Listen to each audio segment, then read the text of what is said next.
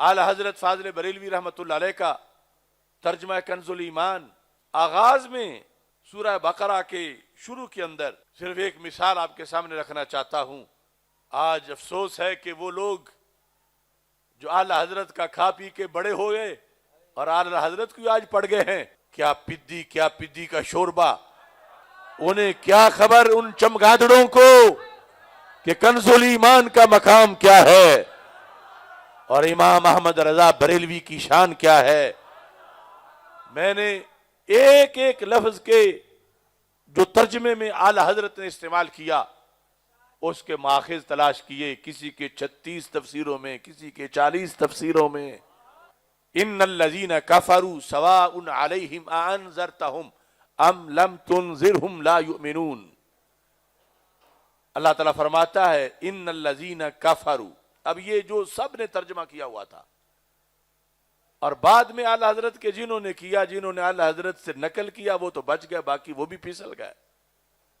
ترجمہ سکولوں میں، کالجوں میں، چینلوں پر یہی کیا جا رہا ہے. بے شک وہ لوگ جنہوں نے کفر کیا، برابر ہے آپ ان کو ڈرائیں یا نہ ڈرائیں، لا یؤمنون، وہ ایمان نہیں لائیں گے. اب شارٹ کرو ترکیب کے لحاظ سے، ان الذین کفروا آگے خبر ہے لا یؤمنون، کہ بے شک وہ لوگ جنہوں نے کفر کیا ایمان نہیں لائیں گے. اب اس ترجمے پر جو ہر جگہ کیا جا رہا ہے تو منکر قرآن، منکر اسلام، دشمن اسلام بڑے بڑے بھاری اعتراضات کر سکتا ہے کہ تمہارے قرآن کی تو سب سے بڑی شان یہ ہے کہ یہ سچی خبر دیتا ہے، تو یہ جو خبر شروع میں دے رہا ہے کہ جنہوں نے کفر کیا وہ کلمہ نہیں پڑھیں گے، تو یہ کہاں تک سچی ہے؟ ان الذین کفروا درمیان والا حصہ ڈراؤ یا نہ ڈراؤ آگے ہے لا یؤمنون، ایمان نہیں لائیں گے. تو اس کا مطلب یہ ہوا کہ قرآن کہہ رہا ہے کوئی بھی کافر کلمہ نہیں پڑھے گا. جب قرآن اترا تو تم یا تو پھر کسی کو مسلمان نہ مانو جو کلمہ پڑھ کے صحابہ بنے، اور اگر انہیں مسلمان ماننا ہے کہ پہلے کافر تھے پھر کلمہ پڑھ کے مسلمان ہو گئے، تو پھر قرآن کی خبر معاذ اللہ واقعے کے مطابق نہیں ہو گئی. قرآن کہہ رہا ہے جن نے بھی کفر کیا وہ کلمہ نہیں پڑھیں گے. اور پھر اگر کسی کافر نے کلمہ پڑھنا ہی نہیں تھا تو اللہ کے رسول علیہ السلام کو اور دیگر نبیوں کو بھیجنے کا مقصد کیا تھا؟ مقصد تو یہ تھا کہ کافر کلمہ پڑھیں، اور پھر خود قرآن سے ٹکراؤ پیدا ہو جائے گا. قرآن مجید برہان رشید میں اللہ تعالیٰ ارشاد فرماتا ہے کہ محبوب آپ ڈرائیں ان کو، لِتُنذِرَ قَوْمًا مَا أُنذِرَ آبَاؤُهُمْ فَهُمْ غَافِلُونَ. ہم نے بھیجا اس لیے ہے کہ آپ ڈرائیں جن کے آبا کو نہیں ڈرایا گیا. آپ ڈرائیں. سورہ یاسین باقی کئی مقامات کے بھیجا ہی ڈرانے کے لیے ہے، اور بقرہ کے شروع میں کہہ دیا ڈراؤ یا نہ ڈراؤ فائدے کوئی نہیں، یہ کلمہ ہی نہیں پڑھیں گے. اس پر اسلامی تفاسیر کا بڑا وسیع دائرہ ہے. قرآن پر کوئی اعتراض نہیں، اعتراض ترجمے پر ہے. وہ پیدا ہی نہیں ہوا جو قرآن پہ اعتراض کرے. قرآن میں جو کچھ ہے حق ہے، لیکن آگے اردو میں بتانا یا انگلش میں یہ تو اس کی ڈیوٹی ہے جو بتا رہا ہے کہ وہ کیا بتا رہا ہے. اب جنہیں صرف یہ پتا ہے کہ ان کا معنی ہے بے شک اللہ زینا وہ لوگ کافروا جنہوں نے کفر کیا، اس سے انہوں نے تو یہ ترجمہ کرنا ہے. لیکن ہمارے مفسرین نے یہاں بڑی طویل بحثوں میں بتایا کہ اللہ زینا جو استعمال ہے اس کی 4 قسمیں ہیں، تو 4 ترجمے ہو سکتے ہیں. لیکن قرآن مجید کے سیاق و سباق اور باقی آیات کو سامنے رکھ کر اللہ زینا کی قسم معین کی جائے گی. جب اللہ زینا کی قسم معین ہوگی تو پھر کوئی اعتراض بھی نہیں ہوگا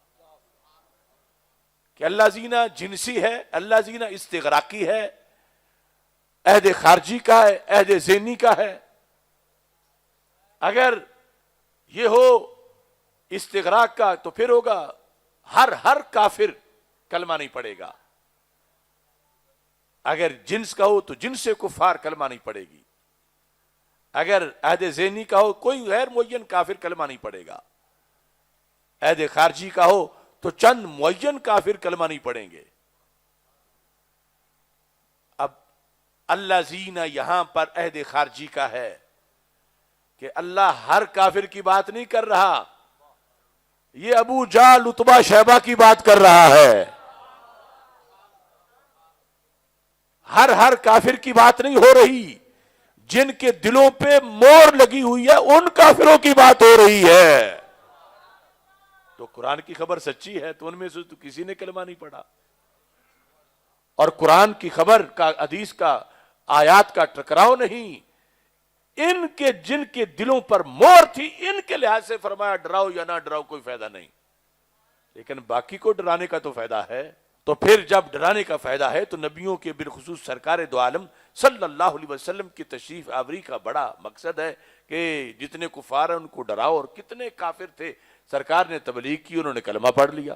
اب لا یؤمنون کا تعلق اس خبر کا جن سے کفار سے نہیں، ہر کافر سے نہیں، یہ سم بکم عمي، یہ جن کے دلوں پر مہر ہے ان چند کافروں کے بارے میں ہے۔ لہذا آج 15ویں صدی میں بھی ہم سینہ تان کے کہتے ہیں ہمارے قرآن نے جو خبر دی سچی خبر دی، لیکن وہ جو ترجمہ کیا جا رہا تھا بے شک وہ لوگ جنہوں نے کفر کیا، تو کفر تو کتنے صحابہ تھے پہلے کفر کیا، پھر اللہ نے ان کا یہ مقام دیا کہ وہ صحابی بن گئے۔ اب وہ جو تقریباً 36 تفاسیر میں مباحث ذکر ہیں، کون ہو مرد میدان جو صفحے کی تفسیر میں ترجمہ نہ کرے، آیت کے نیچے چھوٹا سا جملہ ایک لفظ لکھ کے ہی 36 تفاسیر کی تحقیق کو سمو دے۔ یہ باقی دعویٰ تو قرآن فہمی کا بڑے بڑے لوگوں کو ہے، وہ مودودی ہو، دیوبند والے ہوں، جو بھی ہو، انہیں کہو اپنے بڑوں کا ترجمہ جا کے پڑھ لو، آخر وہ بھی علوم دین پڑھے ہوئے تھے۔ انہوں نے ایسے ترجمے کیوں کیے کہ جو آج مستشرقین کے لیے اعتراضات کا باعث بن سکتے ہیں۔